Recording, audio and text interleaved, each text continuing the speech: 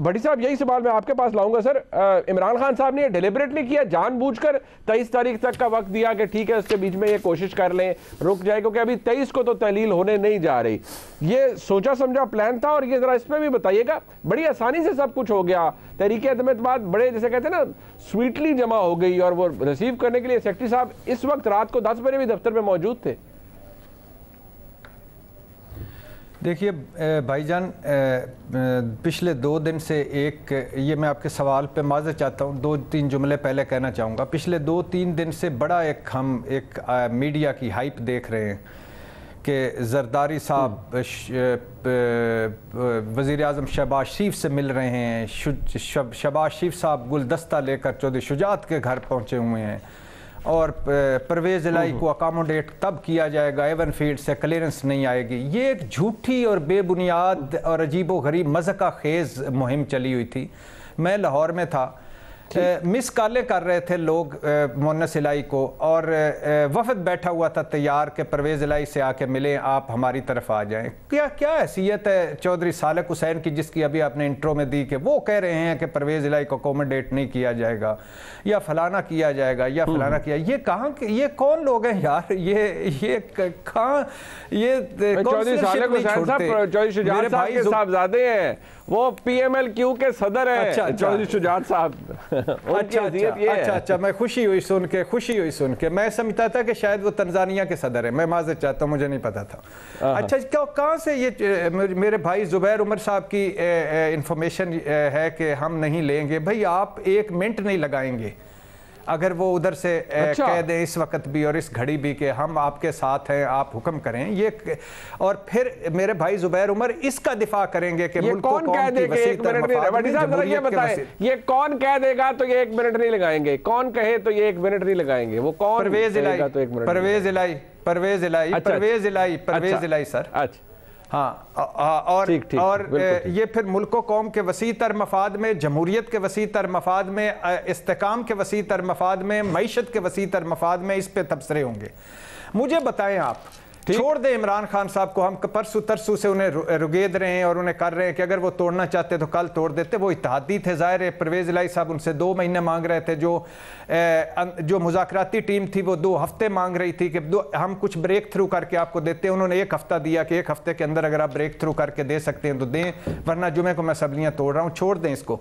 मुझे ये बताएं, ये कल तक तो ये जुगते मारते थे कि असम्बली तोड़ दो जी, अगर आप इलेक्शन पे संजीदा हो तो असम्बली तोड़ दो। अब फिर तोड़िए तो अब क्यों? गैर आईनी है, पार्लिमानी निज़ाम पर अदम एतमाद है, इंतशार है, सियासी अदम इस्तेकाम है, और ये फलाना है, फलाना है, फलाना है। कल तक कुछ गारंटी देते थे ना कि असम्बलियाँ तोड़ो, हम गारंटी देंगे। आज क्यों नहीं इंतखाबात पे जाते? आज ऐलान ही सिर्फ हुआ है, तरीके अदम एतमाद जमा हो गई है। क्यों, किस लिए? कल जो कौमी असम्बली हराम थी आज हलाल क्यों हुई है? कल जो जाली मैंडेट था आज असली क्यों हुआ है? कल जो सिलेक्टेड था आज क्या शहबाज शरीफ सिलेक्टेड नहीं है? कल जो सारा कुछ वो हो रहा था, हम परवेज़ इलाही को तो ये कह रहे हैं कि वो पिंडी आए और आके मिल के गए और वो सारा कुछ करके गए। तो ये जो फिर रहे हैं, मारे फिर रहे हैं पंजाब में, जरदारी साहब वहाँ क्या लेने गए हैं? कितने MP हैं? नंबर गेम है इनके पास। ये तो वोट को इज्जत दो बने हैं, नंबर गेम है इनके पास। तोड़ने हैं स्पेशल सीटों वाले, तरीके साहब को तोड़ना है। नहीं, बट जरदारी साहब किसी त्यारे पे हंगामी तौर पर पंजाब से पिंडी तो नहीं गए ना, वो तो जनाब चौधरी परवेज़ इलाही साहब गए और चौधरी मुन्नस इलाही साहब गए।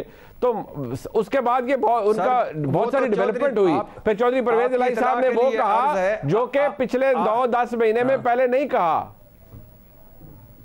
सर आपके इतला के लिए अर्ज नहीं नहीं नहीं नहीं नहीं नहीं नहीं ये भी नहीं, ये भी गलत है कि उन्होंने कल कहा, कल नहीं कहा।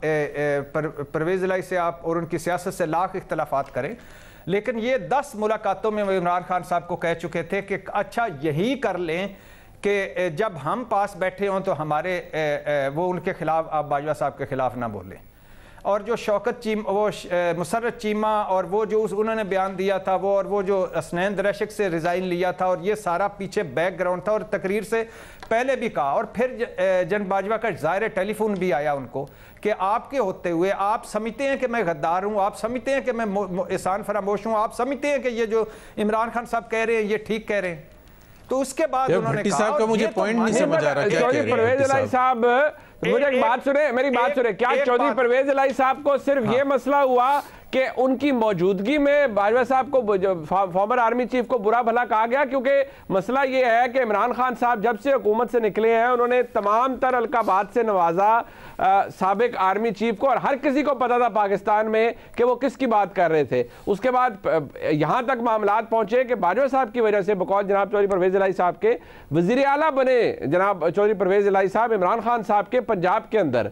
क्या आपको लगता है कि इमरान खान साहब से जो अब तनाव आया है वो सिर्फ इस वजह से कि उस दिन वहां बैठ के उस प्रेस कॉन्फ्रेंस के अंदर परवेज इलाही साहब के सामने क्यों बाजवा साहब को बुरा कहा गया है, इसकी वजह से परवेज इलाही साहब ने इंटरव्यू में बातें कही हैं?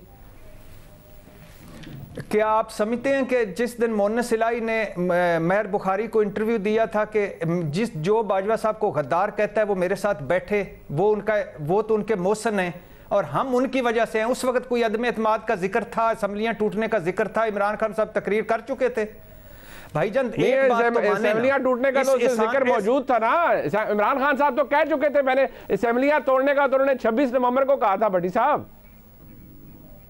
और यार भाईजान आप क्यों उसको एक लिंक कर रहे हैं? वो तो 7 नुकात वो दे चुके, उन पर उनकी रिजर्वेशंस है, वो कहते हैं असेंबलियां नहीं टूटनी चाहिए, हमें कम से कम 2 हफ्ते। भट्टी साहब का पॉइंट क्या मुझे समझ नहीं आ रहा, लेकिन एक क्या बहस हो रही है? मैं पॉइंट्स मैं एक और बात समझ नहीं आ रही मुनीब भाई, बात यह है कि इस एहसान फरामोशी और इस मोहसिनकुशी में परवेज मुशर्रफ हो या बाजवा साहब हो, जब बंदा उतर जाता है इकतदार से, हट जाता है, उस वक्त अगर कोई बात उसके हक में करे नहीं, परवेज इलाही साहब ने तो दुरुस्त कहा ना, वो बात ठीक है आपकी कि मोहसिनकुशी नहीं करनी चाहिए, परवेज इलाही साहब ने दुरुस्त कहा, लेकिन इमरान खान साहब की तरफ ये रिवाज है तो अब उसका क्या किया जा सकता है? क्योंकि जुबैर साहब उनको लग रहा है कि ये वो इस मामले में कंफ्यूज है कि बहस क्या हो रही है।